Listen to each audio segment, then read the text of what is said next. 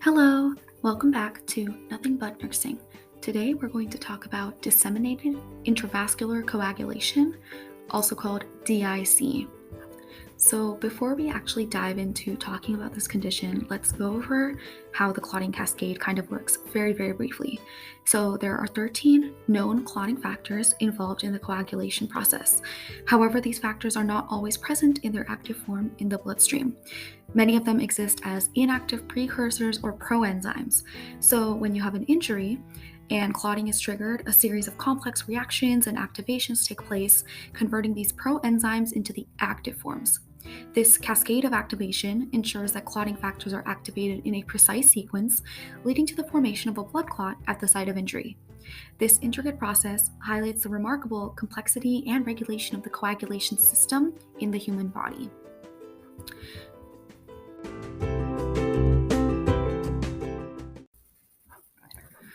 So let's start talking about DIC. This is a really interesting, complicated disorder that involves both abnormal clotting and bleeding, sometimes at the same time. Now, let's clear up a common misconception right away. DIC is not a standalone disease, it's more of a response triggered by an underlying medical condition, such as sepsis. When this condition is present, it initiates and accelerates the clotting process, leading to excessive clot formation. However, at the same time, it also causes depletion of those clotting factors and platelets, which can result in uncontrollable bleeding.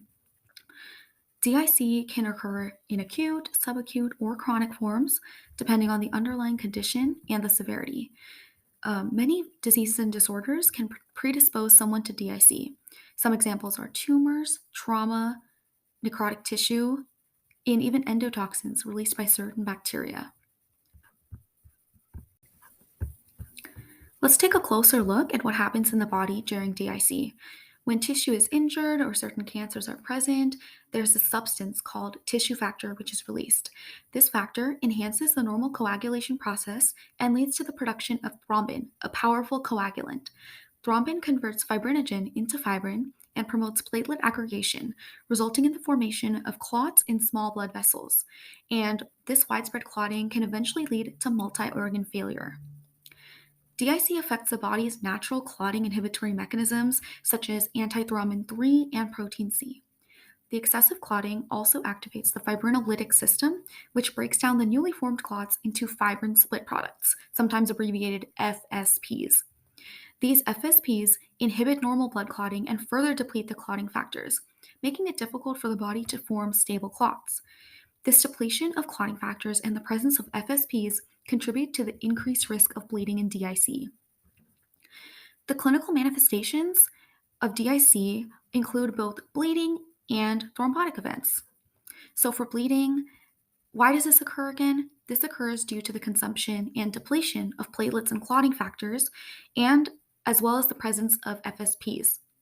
So bleeding can manifest in various parts of the body, like in the skin, where you would see pallor, petechiae, which are those tiny little red dots, purpura, which are a little more blotchy looking. Also, the respiratory system, you may have tachypnea or hemoptysis. In the cardiovascular system, tachycardia and hypotension. In the GI tract, you'd see GI bleeding and abdominal distension, blood in the urine, neuro changes or vision changes and headaches. And in the musculoskeletal system, you would see pain. On the other hand, thrombotic manifestations, these result from the deposition of fibrin or platelets in the small blood vessels. And these manifestations can affect the skin, such as by causing cyanosis because of decreased perfusion, even tissue necrosis. In the respiratory system, you'd see dyspnea, and in the cardiovascular system, you could see ECG changes.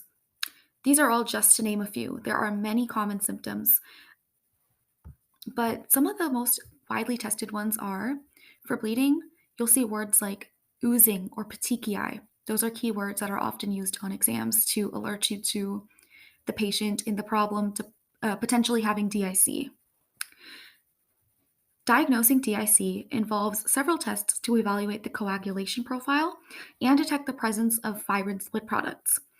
So, for example, you may measure the platelet count, fibrinogen levels, clotting times, and you may examine blood smears for schistocytes, which are basically fragmented red blood cells.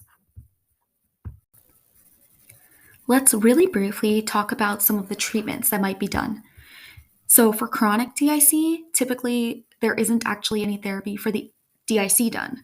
The underlying disease is just going to be treated, and usually that could be enough to reverse the DIC. For patients who are bleeding, they may be given blood products such as platelets, cryoprecipitate, and fresh frozen plasma, although these are used cautiously. And then for patients who have clotting and that needs to be treated, they may be given heparin. As a nurse, it's crucial to be able to identify symptoms of DIC because it can be really serious and potentially life threatening. Let's summarize everything we learned today. So, DIC is characterized by abnormal and excessive clotting as well as severe bleeding, and all of this can lead to organ damage. We need to identify DIC promptly. So, in patients such as those with septic shock or cancer, we're going to be looking for symptoms such as uncontrolled bleeding. Perhaps there's oozing of blood at places where they have cuts or anything that's entering the body. You might see easy bruising or low platelet count on their labs. Then, if you see any of these symptoms, alert the healthcare team, and that way you can start initiating appropriate interventions to treat the DIC.